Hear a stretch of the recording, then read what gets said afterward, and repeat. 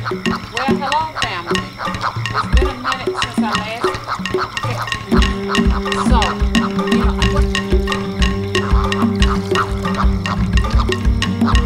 okay. So up in the coming days. Okay, I am back. Like I said, pardon me. Hello, family. Well, I came. Wow, family. Hello, family.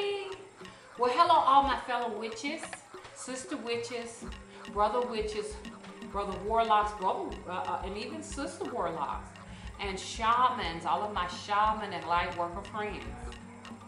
It is so nice to see you here again in the magical room.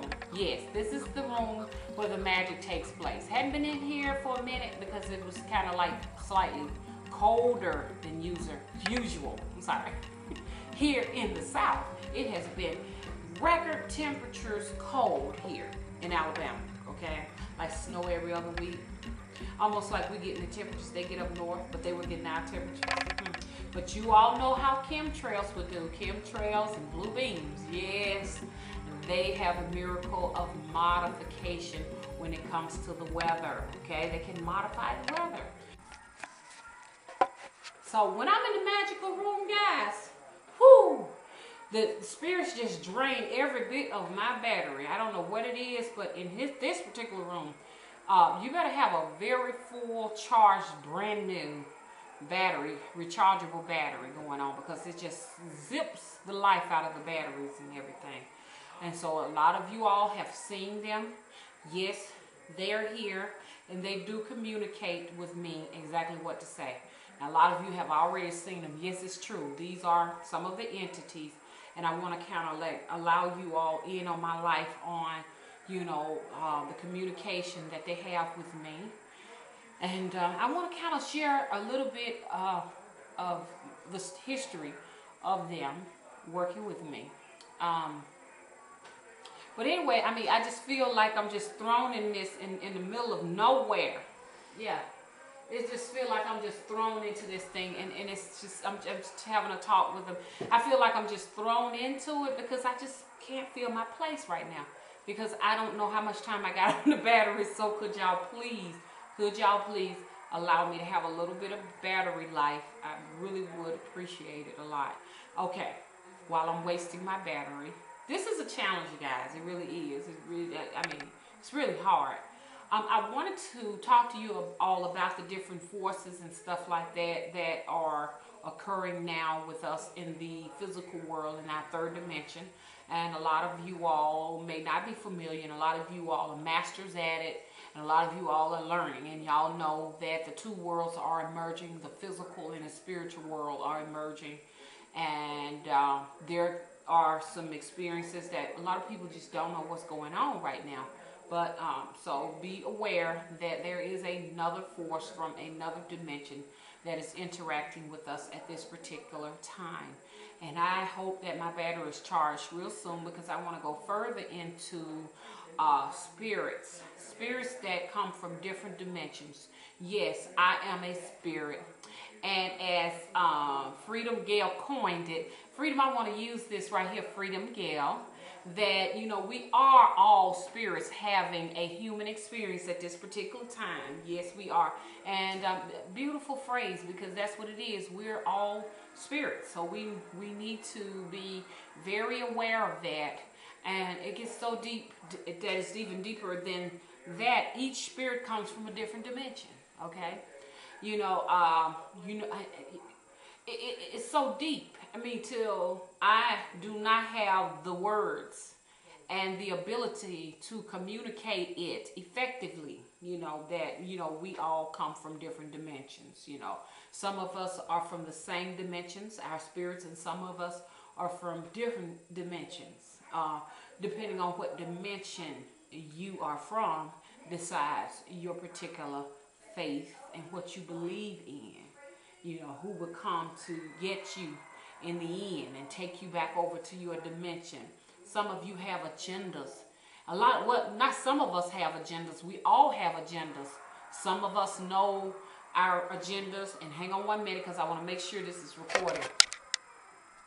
And some of us are just not aware of our agenda. But know that if you're watching me today, that you have an agenda. And it's time to get familiar with what that agenda is, okay? Because you know what? The only way to move to the next level is to gain enough credits while you're here now playing this particular software.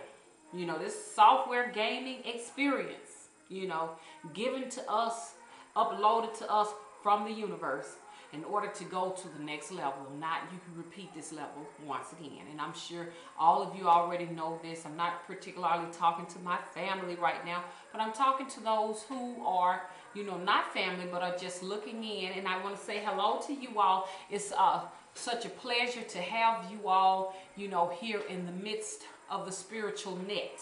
So I'd like to say, you know, hello to you all.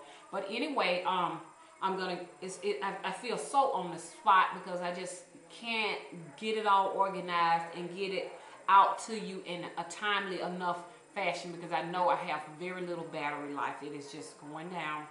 But anyway, what I wanted to show you is some of the entities that interact with me. Some can be, during the moment when they come to me, it's not frightening. Anticipating them coming to me is very frightening. And, but at that moment, it's not, okay? So you kind of understand what I'm talking about. Now, there are some that really, after the experience, it really just affects me so until I'm just really frightened to be alone, okay? And those are the black hooded ones. And they are cloaked people. They have no insides, you know, they have no body structure within them. The leader does. I had an experience where I had plastic over a door and they were in the plastic, you know, so to speak. It was a veil that separated them from me. And there was a leader that was taller than the rest, but there were like hundreds of them behind him. And they were all like, their presence was focused on me. And it was a very quiet experience. And he was looking at me as if though he was on a mission to just allow me to know that he sensed my presence. And to this day, you know, I was a little frightened today just thinking about him. But this was over the summertime. And somebody was telling me that they were master guides, you know. But his face looked like a skeleton, you know, that was hollow inside. You know, and he had some type of apparatus on him or something he was holding on to. I've been doing some research.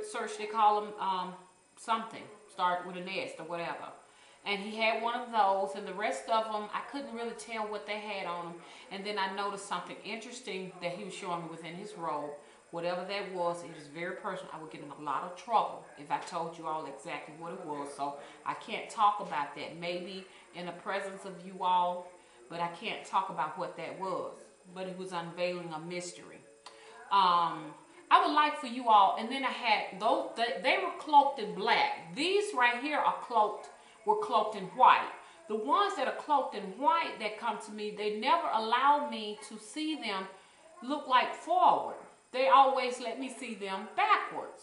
Now, I'm not sure whether or not they have their faces completely covered, the ones in the white cloaks, or are they backwards?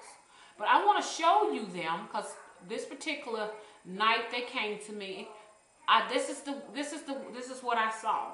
Okay, here they are, and I went ahead and painted it because I wanted you all to see this. I noticed that one was taller than the other, and the other one was shorter. And this was during a full moon. And this is, you know, some of the activity that was going on in the sky when they came to me. But if you notice that they're either backwards or they have covered their faces.